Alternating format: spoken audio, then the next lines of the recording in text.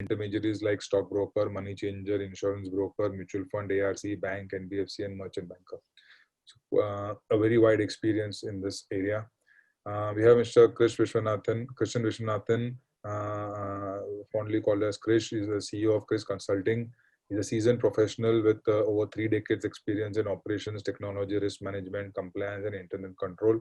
He's worked in multiple areas, of financial services like custodial services, AMCs, IT services, exchange, and international banks. He has held senior positions in MNC organizations like ABN AMRO, Alliance Capital, Barclays, Deutsche Bank, JP Morgan, Zurich Financial, apart from domestic majors like L&T, MCX, and NSEIL. He is a prolific and engaging trainer.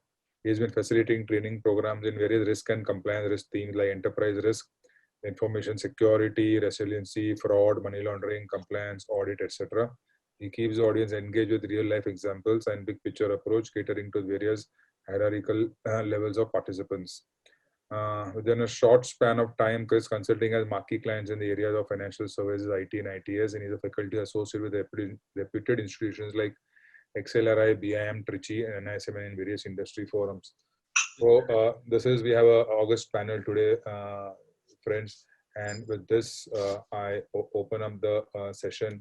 Mr.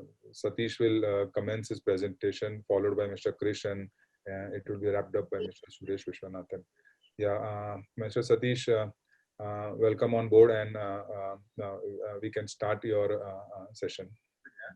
Thanks, Dhirav. Good evening to all. I'm Satish Mule from NCDX. The topic which is assigned to me is do's and don'ts. Basically, as Mr. Dhirav has said, it starts from KYC, which as an investor, when you your relationship start with broker with KYC document filling up, and the part of KYC document, there are certain documents which are mandatorily broker has to share with the clients, where there is one do's and don'ts document. Then there are rights and obligation. Then there are risk involved document. So basically, as a client, when you get registered with with the broker, you should know what are the things which you should do and what you should avoid. So because we have received generally complaints with respect to non-receipt of funds from stockbroker, or maybe not receiving contract notes and all those things. So first of all, getting into any trades or getting registered and starting trading, you should know what is to be done and what should be avoided. So there are certain do's and don'ts which I would like to stress upon. One first important thing is that you should always trade through an exchange registered member. When I say exchange registered member, you can check it on the exchange website, whether any person who is approaching you or you are approaching him and he is registered with the exchange. Because if you don't do that, then it will amount to a kind of a dabba trading or illegal trading, and then the exchange or SEBI, it doesn't come under anybody's purview in that sense, because the trades are not done through exchange. So the very important thing is that you should check whether the member is registered on the exchange, which can be checked on the website. Then whenever you are filling a KYC mandate, when you register, you get a unique client code. So you should insist on the unique client code from the member, which is your kind of a client identity kind of thing. Then there are a lot of circulars, or on the exchange website, there are a lot of information which is disseminated, which you should go through before maybe starting your trades, which will help you in knowing the actual working of the broker, or maybe what are the guidelines for brokers and whether he's following or not. Then there are, you should always insist on the rights and obligation and risk disclosure document. You should read before you sign the risk disclosure document, because there are always risks involved in the stock market or commodity trades, and that you should know, so that your losses are minimized, and you will not have those issues, or you are not aware kind of thing. So you should always go through the risks, what you may have to face. Then the second, one more thing is that you should always insist for contract note whenever your trades are happening, member is supposed to, or stockbroker is supposed to give you contract note within 24 hours. So you should insist on the contract note. Mr. Satish, one second. Yeah, Mr. Ramnaj and Mr. Kota Srinivasan, can you mute yourself, please? Sorry for the disturbance, gentlemen. Mr. Lahoti and Mr. Srinivasan, can you unmute your mic? Yeah, sorry, Mr. Satish, you can continue. Yeah. So getting a contract note from stockbroker is what you should insist upon. You should, once you get the contract note, Zoom link. Zoom link. Okay, Zoom install. Zoom install చేస్తే వచ్చేస్తుంది. Once you receive YouTube link అది.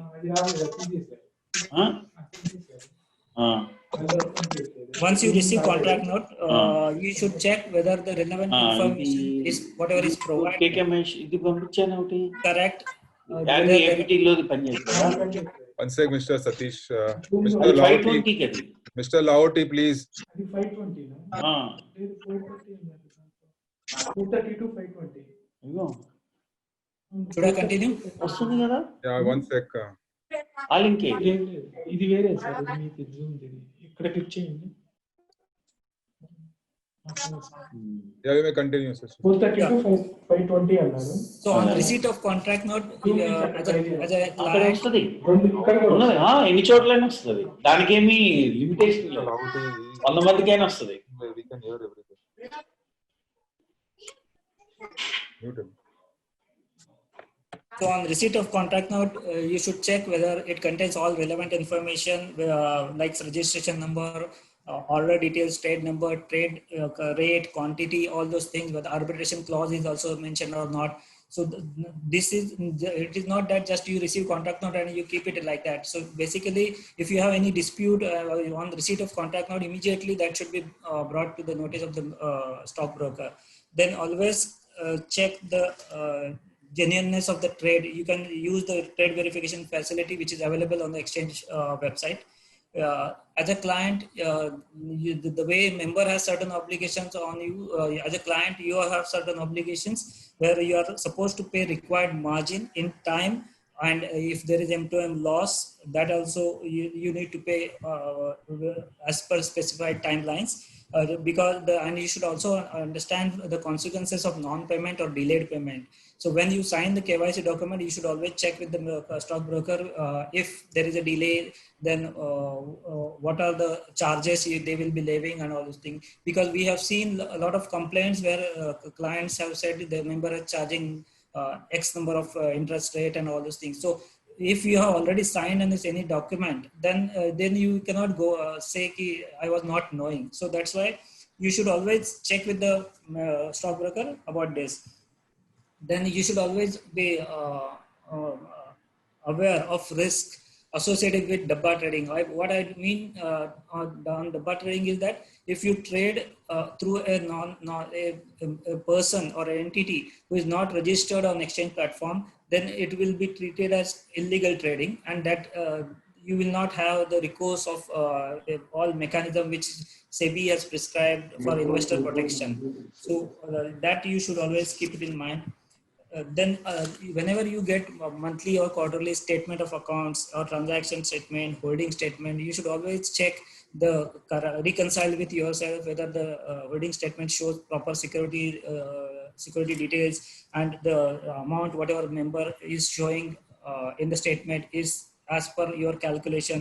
And if this again discrepancy is there, immediately you should bring it to the notice of the member. The payments to any stockbroker is always by check or draft in the name of broker.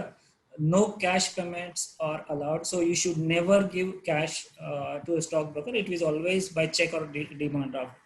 Then always insist on periodical statement of accounts, funds and securities from broker, and check whether those are matching with whatever your records. Portfolio management services aren't permitted in commodity markets, although they are allowed in equity markets. So you should always note the difference. So there are some small differences in equity and commodities. Then funding from unauthorized intermediaries aren't covered under settlement guarantees. So you should be aware of those kind of things. Now, about don'ts, you should never deal with any unregistered intermediaries. As I said, you can check for stockbroker whether he's registered on exchange or not. You should avoid, don't you should not undertake off market transactions. Then you should not get carried away by advertisements, rumors, thought tips, or any promise of assured return, because based on that, if you get into the trade, then you will be in problem, or the losses will be high. Then you should not start any trading before you understand the risk involved in it. So there is a risk disclosure document which you have to sign, and member is. Hello Vinay, अरे यार वो कर दे यार, वो बहुत जरूरी है वरना माइग्रेट नहीं. Then you should never accept unsigned or duplicate contract notes. Never believe in market rumors or tips given by some friends and other people. You should always use your information, or maybe you can study a little bit and then invest in the market. Then if you are taking some positions, you should not accumulate this position beyond your capacity to bear the losses. So if you feel the market is going other way, then you can square off the positions instead of getting into hoping that it will improve and then you get into losses. So no promise or any analyst is making, or experts are saying that this will go up, this will go down, or anything. You should always use your judgment, your analysis, your study to get into any contract, because anybody who is giving you tips, or any analyst is telling you to invest somewhere, he will not be, he is not going to pay you if there are any losses. Then you should always keep your contractual obligation and financial obligations about your positions of tracking, because tracking market is very important, because then otherwise the losses can go at any extent. Then you should not go by any media reports or predictions or electronic media. Again, it is kind of same like what I said earlier. So these are the certain things which are as a client you should do, you should avoid. That's what as an exchange we want to communicate to you. We have seen a lot of complaints where clients are complaining of stockbroker charging heavy interest, or not paying the funds on time and all those things. So as a mandate from SEBI and as a regulator, as an exchange, there are investor service centers in different places, and any such kind of no response not received from members, you should immediately escalate to exchange or SEBI if you are not getting funds, or you are not getting your securities. Any delay in escalation may have adverse impact. So this is what I just wanted to tell you from exchange perspective. As a client, you should be very cautious in dealing with all the trades, and believe on your studies instead of believing on some tips. That's all from my side. Yeah, thank you, Mr. Satish. Can I request everyone to go on mute, please, except for the speakers? Mr. Kota Srinivas Rao, Mr. Lahoti, Mr. Krishna, KK Maheshwari, all please go on mute. Mr. Rajiv, there is some disturbance here. Yeah, we have the next speaker, Mr. Krish, who shall dwell upon the topics of KYC and AML. Mr. Krish, yeah, please come in. Okay. Can you hear me? Yeah, we can hear you, Mr. Krish. Okay. Thank you all for this wonderful opportunity on this evening. I'm very happy to be a part of this panel and share my thoughts on money laundering and terrorist financing. It's one of the most very important focus areas of regulators and enforcement agencies world over, right? So a brief, I'll be very briefly talking about what money laundering is all about, the definitions and what the various stages, and then talk about how it impacts, right? How it impacts the securities market and what we need to do. Yep. So money laundering, we've been every other day we see some information or the other, some news items coming in a way. It is actually, in a simple terms, is the processing of assets generated by criminal activity to obscure the link between the funds and their illegal origin. Right. That's one way of looking at it. The other simpler way of doing it is that it is the process of making illegally gained proceeds appear legal. Right. Uh, so this is the one thing which is very simple and layman stuff. Uh, why did that word money laundering come at all? I think my guess is that money laundering should be as old as when money was even invented and some taxes were levied on anything. So it should be for time immemorial. But this concept of money laundering is now been attributed to almost like 90 years back during the Great Depression, when there was a drug traffickers, right, in New York, set up a series of laundromats across the US and used it as a friend to camouflage their ill-gotten drug money, and mixing it up with the legitimate business of laundering. And that is how the money laundering came. And definitely it also added some bit of context to it, because the ill-gotten black money by this process became legitimate. So that is how the word money laundering came.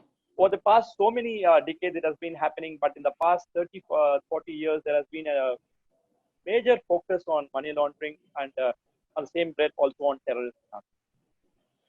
So what is money laundering as far as the Indian definition, what India PMLA, or the Prevention of Money Laundering Act 2002? I'd like you all to pay particular attention to this definition, because it talks a lot more. It talks a lot more of what we all have an obligation, right? అక్కడ రాసి ఉంటుంది చూడు, అంటే super. Mr. Srinivas Rao? Okay. Offense of money laundering, whosoever directly or indirectly attempts to indulge or knowingly assist or knowingly is a party or is actually involved in any process or activity connected with the proceeds of crime, including its concealment, possession, acquisition, or use, and projecting or claiming it as untainted property, shall be guilty of offense of money laundering. You could, from this read, you can see how comprehensive the Indian lawmakers have drafted this very important provision, right? Whichever way you do, you don't need to be a party to it. As simple as that, if you are aware that a particular transaction that you are entering into, there is a suspicion, you have a suspicion that it could be ill-gotten wealth, and if you didn't do what you were supposed to do, it was what in legal terms we call it as willful blindness, then you are a party to the Money Laundering Act process, and you could be criminally prosecuted. So that is the very long arm of this. But how does this all happen? The whole thing starts with, there has to be a way and means by which an ill-gotten money is generated, right? And that ill-gotten money comes by way of any method. It can be something like your bribery, your corruption, extortion, drug trafficking, arms, sexual exploitation, human traffic, and the economic offenses like tax evasion, tax crimes, and our securities market crimes like market manipulation, front running, insider trading. All these things are all what is called predicate offense or proceeds of crime. So through this process, people generate a lot of ill-gotten wealth, and having generated this money, they can't keep it in their homes and not make use of it. So they need ways and means by which it is brought into their books and becomes legitimate legal money, right? And that is what is the entire process of money laundering. So the first one is called the placement stage, where the ill-gotten money is placed into the financial system through banks and some bearer instruments and things like that. And secondly, when it is done, a series of transactions is done within the bank, across countries, using shell companies and all that stuff to make it, disguise it, and distance it away from the person who perpetrated it. And that stage is called layering. And finally, it becomes a part of a person's economic wealth, and it also becomes a part of your the net worth of the person. Even taxes are paid on. So that is called the integration. So it truly becomes a part of a person's network. So as you can very clearly see, it's a very long drawn process. Sometimes it takes quite a long time, and people may even spend up to 30 to 40 to 50% of the money ill-gotten is being spent at the various stages to make it legal, right? That is the way it is. As you can very clearly see in India, as Satish, again, you all are aware, and Satish also alluded to it, saying that you don't pay cash to the brokers or to your stockbrokers or any of those things. Everything is by way of a check, right? So there is no way not many ways by which you can, and there are no bearer instruments in India as well. So across all these things, there is not securities. The capital markets are not very prone to the placement stage of money laundering, right? But it plays a very important role in as a means, as a mechanism, as an enabler of laundering by way of layering and integration. So that is where there is a whole lot of twist. And then if you just see what is the sort of money we are talking of, right? There are some estimates say that it's up to 2 to 5% of the global GDP, something about 1,000 to 100 billion, 1,000 billion to 2 trillion is a sort of range of money that we are talking of as far as money laundering is concerned. And putting it into perspective, if money laundering was a jurisdiction, it was a country, it will be the 5th largest country in terms of GDP. So that is the sort of money, problem that the entire world is facing. So this money laundering was just more in terms of the illegal money becoming legitimate, but towards the late the turn of the century, and more accentuated by the 9/11 tragedy, it also got extended to terrorism financing, where more or less the same typologies are being used. I'm not getting into the details because we have a very short time. But then some of these monies are all being used to perpetrate, and funds are mobilized to meet the radical objectives of terrorist people. So the entire regulators and enforcement directorates are all working overtime to make sure that it all works. And then SEBI, in its own way, as a fallout of the PMLA Act of India, came out with a very nicely written PMLA guidelines the year 2005, very lucidly written. I would encourage you all to please go through that in detail. There was a master circular last year this time, right, which is a little more updated version with all the circulars and all that stuff. Again, a very well written document, and then very English, and all of us can very easily relate to it, right? So that is the way by which SEBI does. So where in this particular stuff, you understand why money laundering is a major economic crime, looked at regulators and enforcement agencies all over the world, right? And I would just want to say that as a common investor, you should take guard. You should take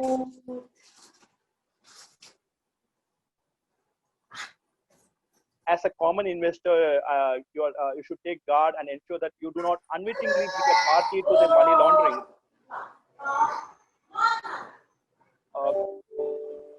Can someone can you go on mute, please? Thank you. It is important that as a common investor, you should take guard and ensure that you do not unwittingly be a party to the money laundering or terrorist financing activities, right? Most likely to be that you are not even aware of it. So a couple of things that you need to look at. Most of the do's and don'ts also take care of this, but I'm calling out a very specifically a few of those items, right? The two things that you're supposed to look at is first is your KYC and the AML documentation, right? where whenever you enter into a transaction, you enter into a relation through authentic information during your onboarding process, and where there is a material change, you need to give an update. I'll give you an example, right? One of the columns there would be to say what is your income and what is your net wealth and all that stuff. We tend to actually underplay the amount, right? So when that is when sort of the information is distorted, then when any of the transactions happen, it will start generating deviations from the client profile. How can a person who earns something like 25,000 rupees a month take positions worth 2 lakh rupees daily? I'm just taking up, right? So it is a very clearly outside of your profile of the person. So what is very important is, please provide your very authentic information of your client profile. Sometimes what also happens is, you would have opened an account, say, some 5 years back, and you would have made some couple of changes, and some of the changes would have been really good. And your economic profile, maybe there was another one,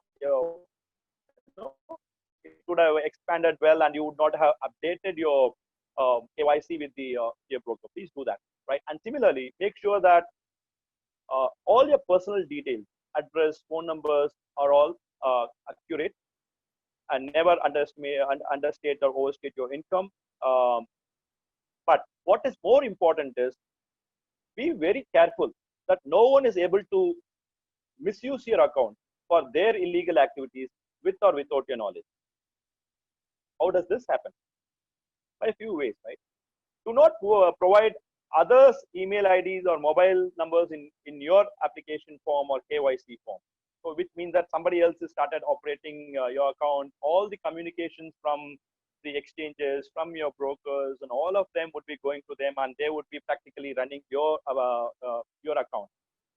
Never share your password, be it the trading account or your bank account, so that otherwise you will be they might be using it for your on your behalf, right? You're being what is called a mule in the entire process. There are some physical stuff still available, the delivery instruction slip, checkbook. So don't provide any of those blank checks to your to the brokers or to the agents or your power of attorney holders. If you're giving somebody a power of attorney, please be doubly sure that they are within what the power of attorney that you are giving, right? And please be aware that you are responsible for what happens in your.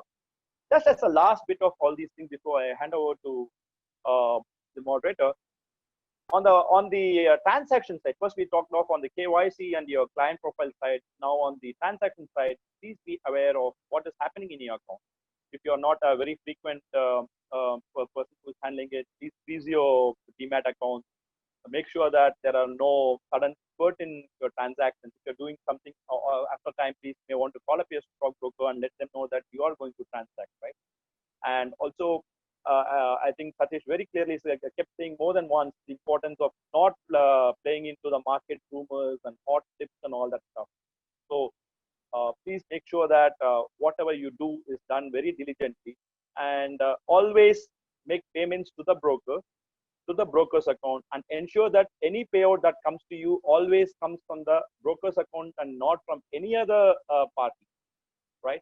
And needless to say, you need to scrutinize your statement that comes to you regularly from the brokers.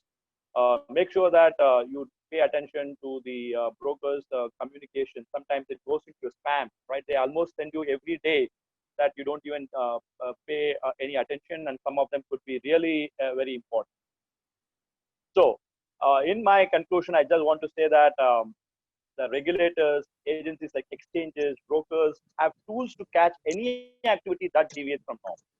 There are sophisticated tools that can catch those with nefarious intentions at some point in time. Technologies like artificial intelligence and machine learning have enabled quicker and effective ways of identifying these suspicious transactions, right? And the choice is yours. In the larger scheme of things, it is not worth the risk. Penalties are very heavy: disgorgement, fine, punitive damages, criminal prosecution. Liable to be debarred for sufficiently long time. It could cripple you financially, legally, and reputationally. Please pay particular attention to money laundering and terrorist financing. It is real, and you need to be careful. Thank you. Thank you, Mr. Gandhi? Krish. We now have Mr. Suresh Vishwanathan, who shall speak on the KYC and the AML norms. Yes, Mr. Suresh, you can take over. Yeah. Thank you, Dhirav. I actually represent Reliance Securities, and I was part of it. Now I'm into own consulting. 1 second. Can I share the screen? Nirav, can I share the screen? We can see your screen. Yeah. Actually, Mr. Krishnan has covered most of the practical aspects. I would like to touch upon the legal part of it. Basically, like, what exactly is money laundering? It is actually, as he rightly said, it is actually washing the money which is black in color into and cleaning it up. Now, there are two types of monies involved. One is a black money, which is avoided of tax. So it could have been earned by legitimate means, like a hotel is running its shop, and the billing happens, and let us say if 100 people have taken food and he accounts only for 50 people, the balance is not accounted for and is devoid of payment of tax. So that part actually it becomes a black money. Whereas dirty money is something very different and dangerous. It is a proceeds of crime, which includes terrorism, bribery, criminal activities, and so many other aspects, including narcotics peddling, arms trade, and things like that. And that becomes, the proceeds itself is generated out of a crime, and that has got a double effect. One is the criminal aspect, and the other is the non-taxable aspect, untaxed aspect. So both these are equally dangerous. The second one, the dirty money, even though lesser in quantity, may be more toxic. Now, the recent trends in money laundering are like cryptocurrencies, electronic payment systems, mobile transfers, then the persons of special category, like politically exposed persons. Like if you see the scandal happening in Kerala, the gold smuggling has happened through diplomatic channels. So persons of special category who are diplomats also come under this criteria. Politically exposed persons, jewelers, gem traders, and bullion traders, and real estate people, all are coming under this category. And another more important thing is non-profit organizations. There were about 700, 800 non-profit organizations registered under Foreign Currency Regulation Act in India. And many of them were not furnishing the proper details to government. They have been earning a lot, or getting by way of donations, and a lot of foreign exchange was coming into India. And most of them came through the unaccounted route, and there were a lot of malpractices happening. And now government of India has put its foot down, and many of them have closed shop in India. Now, layering and all, I'm not going to details because it is already explained. The placement avenues, the new placement avenues are complicity, are caused because of the complicity of financial intermediaries, including capital market intermediaries, including stockbrokers, currency exchanges, and some other type of financial intermediaries. Now, layering methods include cash converted into money instruments, then material assets bought with cash and then resold. These two are the major methods of layering. And of course, retail chains, Ponzi schemes, and multi-layer marketing, all those things also play their role. Now, integration methods are property dealing, front companies with false loans, then foreign bank complicity, like when there is a foreign bank involved and the jurisdiction is a protected jurisdiction, it becomes extremely difficult to trace the origin of that money. And false export imposed invoices, under invoicing, over invoicing, all those things are part of mostly this over invoicing and under invoicing are mostly part of terrorist financing. And the trends in laundering is large-scale RTGS, cash transactions below 10 lakh, multiple concerns registered in the same address, payment of insurance premium, in cash, rotation of funds in large number of bank accounts controlled by a group of individuals, gold smuggling, this is in the news now, and narcotics peddling, that again is very much in the news. Now, combating finance of terrorism, each participant comes with a new way to beat, and there are a lot of methodologies adopted, including narcotics trade and arms trade. This is how it works actually. From a legal source, it goes into an illegal source, and from there it comes back again. It goes to a foreign entity, and like an operating expenses, it comes back, and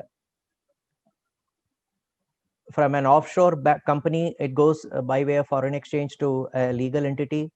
Then from again an offshore bank or a company, it again goes back and comes back in the form of bribes or other terror funding. The perpetrators are terrorist groups, which account for 1%, which is a very small area or small portion, but they are highly dangerous. The maximum is coming from drugs, and others contribute 29%. 23% is other organized crime. If you look at the victims, actually the main victims, 65% is using credit card. They get cheated or they get involved in it. Their methodology is used.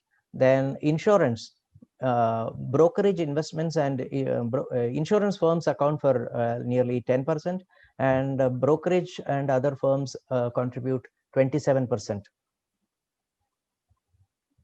Stock market, I'm not going into it, it's already been explained. Now, how this has happened is because the whole protocol has been developed by UN under Financial Action Task Force, and this was established in 1989. And they came out with 40 recommendations, which included legal systems. This is under a protocol, which if you don't follow, like Pakistan, you will be put in gray list. So India has followed it to the teeth, and we have very strong laws, which are very close to the model laws given by UN. And a comprehensive set of measures have been adopted. And we have an institutional framework and reporting mechanism, very robust mechanism. I'll go to it. Then there are 9 special recommendations which have actually culminated into terrorist, the curbing of terrorist funding, like ratification of the UN UN instruments, and criminalize of terror financing, freezing and confiscation of assets. This is why you will find Enforcement Directorate quite often they go and seize the properties, and reporting of suspicious transactions, international cooperation, protection against abuse of alternative remittance system, ensure the originator, if every foreign remittance is subject to strict due diligence, and ensure that non-profit organizations are not misused by terrorist organizations. This again, India is enforcing it in a very big way.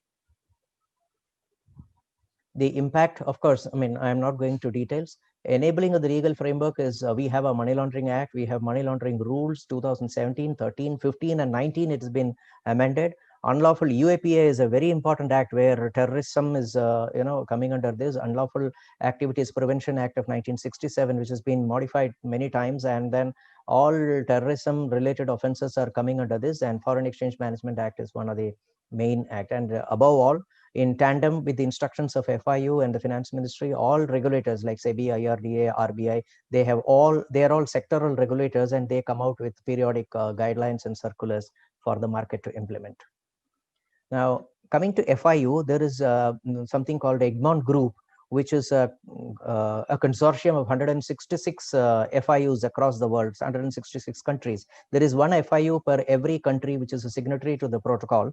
And it works like this, like banks and financial institutions, money changers, insurance companies, foreign exchange dealers, casinos. For all your information, I'm telling, casinos have been classified as a financial institution by Finance Ministry, and stockbrokers. All of these people report to the FIU by way of suspicious transaction reporting, by way of cash transaction reporting, and other special reportings which are required by the industry.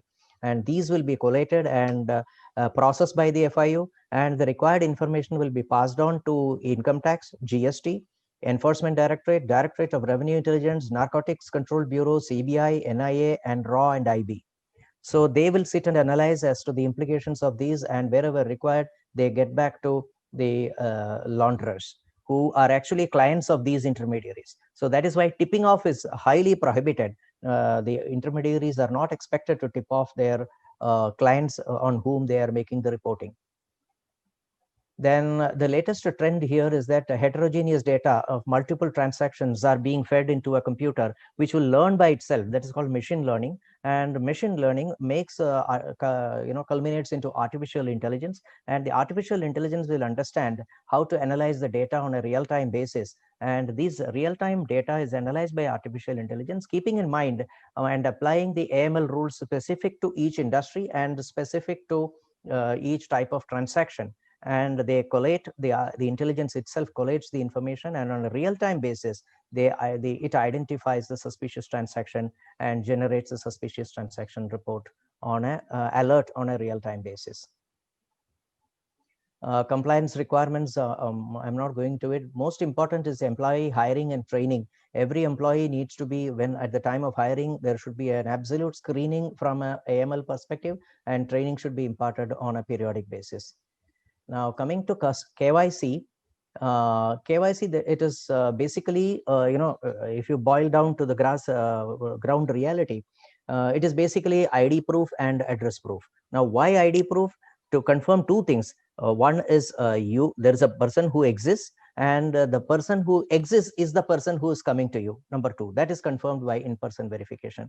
And similarly, address proof, to confirm that that address is not bogus, address exists, and that address is his address. So there are two methodologies in verifying the KYC. This is never to be compromised, and the proof of identity should be pre-verified and as issued by the government. PAN, of course, from an income tax perspective, if the client should be a PAN holder. And coming back, the 4 pillars of KYC: customer acceptance policy, customer identification procedures, monitoring of transactions, and risk management. These are the 4 pillars of AML and KYC, which should be contained in your AML policy. Now, the role of KYC is proper KYC allows access across the market for the regulator as well as the investigating agencies. Non-genuine and suspicious transactions can be immediately detected. The persons involved can be traced easily. All bank accounts and other financial assets can be tracked to the core in a very short span of time. And advantages for AML is the detection of tax evasion, controlling dirty money, and curbing of terrorist financing, and controls at institutional level, at regulatory level, national level, and global level. This is a total establishment of an AML system as far as a country is concerned. And now, the Government of India, the Finance Ministry, has introduced a CKYC, which is a central KYC, which, according to me, eventually will override the KRA system established by SEBI, because this is encompassing the entire financial sector, whereas KRA is applicable to SEBI-related intermediaries only. And eventually, either this will be merged into that or KRA will be stopped. Now, Aadhaar-based eKYC there was a lot of confusion. People went to Supreme Court and got an order that this will intrude into their privacy and all. Of course, vested interests have played into the hands of these people, and ultimately, the present day situation is that it is not mandatory and it is voluntary, both on the part of the intermediary and on the part of the customer. And once it becomes compulsory, maybe I expect this to become compulsory in another year's time, whereby instant verification without any paperwork will be possible for verification of KYC. That's it. And thanks for your time. And thanks to ANMI for giving me an opportunity to interact with you. Thank you so much. That was a wonderful presentation, Mr. Suresh. Hopefully, we should have one exclusively for this in the future for our participants. A pleasure. We'll be very grateful if you can consent to that in the future. Absolutely. Yeah. So that comes to an end, friends. Thank you all the participants for attending this webinar on KYC do's and don'ts in AML, and thank you the panelists for sparing your time and sharing your insights into this critical area. Thank you, Mr. Satish, Mr. Krish, and Mr. Suresh. Once again, thank you from ANMI. We are extremely grateful for you to spare your time and share your insights into all the aspects of KYC and ML. With this, we end the sessions. Thanks a lot. Yeah, thank you once again. Thank you once again, everyone. Thank you all. Thank you all. Thank you. Yeah.